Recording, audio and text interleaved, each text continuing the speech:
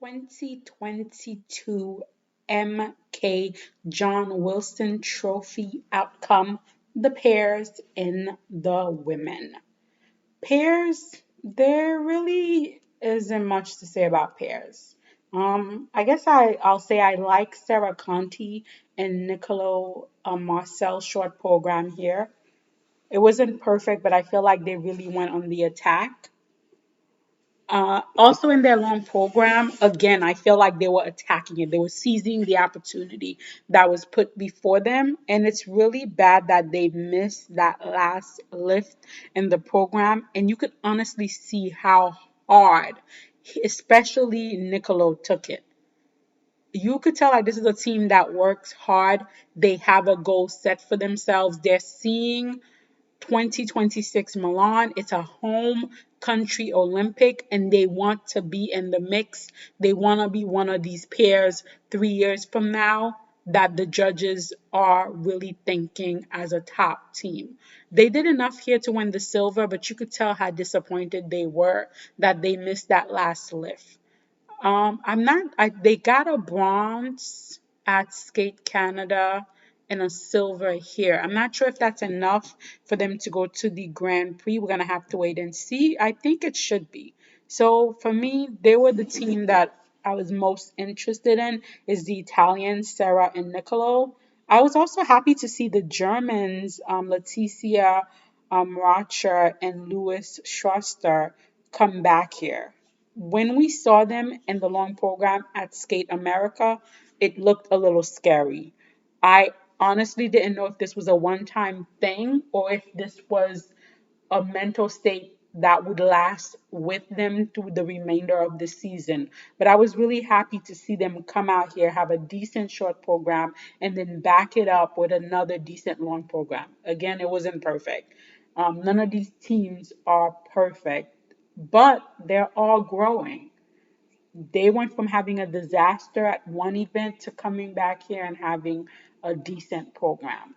I think it's going to take a while, but I'm not looking for these pairs to be perfect tomorrow. But I want to see where they can all be 4 years from now if they can all remain healthy. This was, of course, a Grand Prix final confirmation for Alexa Canaram and Brandon Fraser. We all knew they were gonna win. There was no scenario in which they didn't win. They didn't win, so it just made perfect sense that they won here, and now they have their ticket to the Grand Prix. Very happy for them. Again, this wasn't their best outing, but that's okay. They're not trying to peak at the Grand Prix. They're not even trying to peak at the Grand Prix final or even national. They're trying to defend their world medal and have another world medal like moment. So I feel like they're going to do good at the Grand Prix, do good at national because they don't have to be great at either one of those competitions and then really put everything on the line at Worlds. That's how I see them pacing themselves. But we'll have to wait and see. Now, while there wasn't much to talk about in pairs, the women discipline I found to be both predictable and surprising. I know those two things shouldn't really go hand in hand, but in this situation, it was. There was like outings that were predictable and outings that were quite surprising in the women's event. I mean, some of the women did really well here. Like Nicole Short had a decent short program, which she followed up with an amazing free, proving that skaters can get better with age, proving that you don't need ultra C element, proving that sometime, as I've stated many times, clean and less difficult technical components can beat technical components that cannot be delivered on the day. And Nicole showed us here once again. Gabrielle Delman also had a much better outing here than she did at Skate Canada. I hope this motivates her in the right direction because Canada is seriously struggling in all four disciplines, and especially in women, they could use some strong ladies, some strong women right now, because all they have right now is Madeline Trezor. So if Delman can show up at nationals, that will help Canada overall. Young Yu had a rough start to her short. She missed her triple triple combo and she had to put a double toe at the end of her triple flip. And unfortunately, that was all it took to like put her out of the medal contention. However, Young is a fighter. She came back in the free and showed like she was not just going to stay down. And to learn that she had lost her father during the Olympic cycle really showed that we don't know the hardship a person is facing. Just because we see them and they're in front of us smiling, we really don't know what's going on with them. I hope you continues and know that things will get better. And she has the foundation. She has the solid foundation to build towards for the next 4 years. Ekaterina Karakova had two good programs here. And it is obvious that Ekaterina is a judge and fan favorite. The judges would go with her. However, without a triple triple in the short program, I think the podium will remain a little out of reach for Ekaterina. Well, maybe not say that, because if we're looking at the field right now heading towards European, a bronze medal is not out of reach for Ekaterina. Let's say if we're saying for a fact Luna Hendricks, that's her European title, just wrap it up and deliver it to her door. Then I'm thinking Gabanova will take the silver. Karakova, that bronze, that bronze is not beyond her. But I feel like a triple triple in that short program would go a long way towards helping her. And I wish she would get tights that actually matches her complexion and she would tuck them in. Oh, that's such a pet peeve of mine. Oh, anyhow. Um, so the podium here was with the bronze medal, Anastasia Gabanova. She finally got her Grand Prix medal. And all I could think was of her free program, I wish she would return to her Olympic long program. No, I don't think her Bollywood inspired long program was intended to be racist. However, Gabanova is phoning this program in. She has no connection to either the story or the music. So while the program is not racist, it's the worst kind of cultural appropriation because there is no care or respect being paid to the culture. I have seen other Europeans do the Bollywood, but they do it with such enthusiasm, such joy, color. Like, why would you pick that color for a sari when there is such beautiful colors in Bollywood? Like, I feel like you've never even seen a Bollywood movie. If you went to a designer and that is the color you gave them, you've never seen a Bollywood movie. You've never seen the beauty of a story. You've never seen the vast colors of a story. And that is why I feel like, why are you bothering to do this?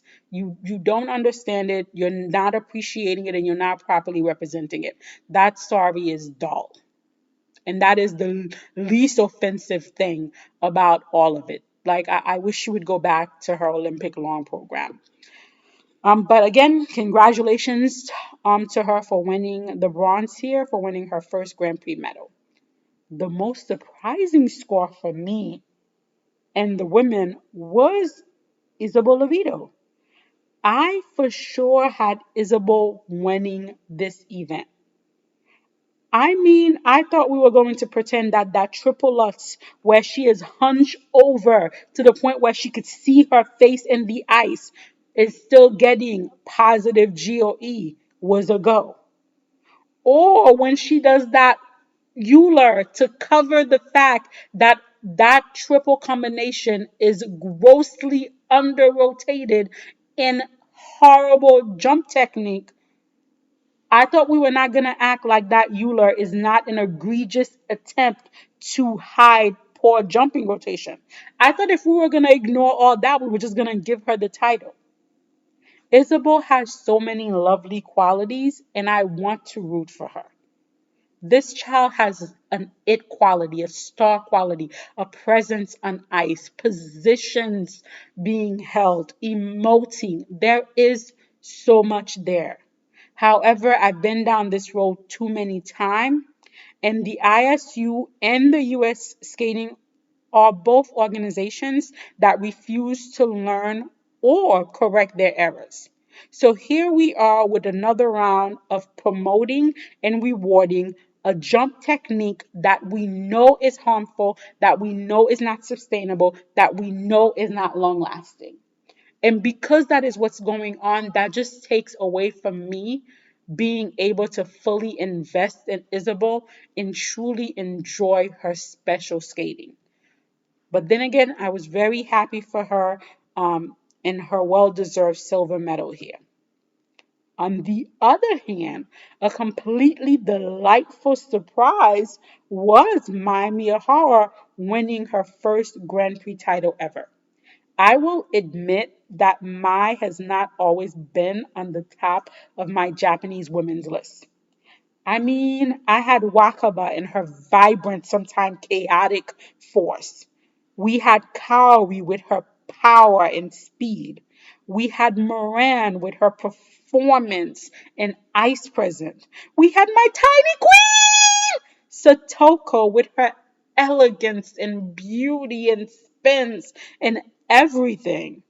And amongst all this was poor Mai, who sometimes got overshadowed. However, despite every roadblock that was put in her way, she continued to persevere. And I feel like now it's my time because she put in the time, because she continued despite everything, because she was always consistent and always there. Now she is being rightfully rewarded.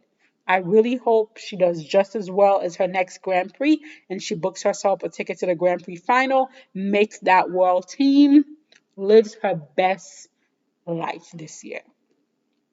All in all, the ladies' event was very fairly judged and very drama free. Part of me is very happy for that. Another part of me misses the drama. I miss the drama just a little bit, just a little bit. I can't help but wonder, though, how much would the sport of figure skating, especially in the women, have grown if this fairness in judging had been going on 6 years ago, 4 years ago, 8 years ago, 12 years ago?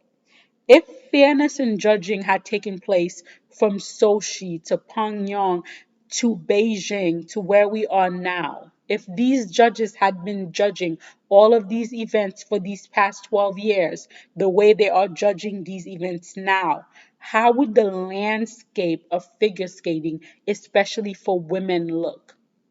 I'm very interested in what that alternate skating universe would have looked like.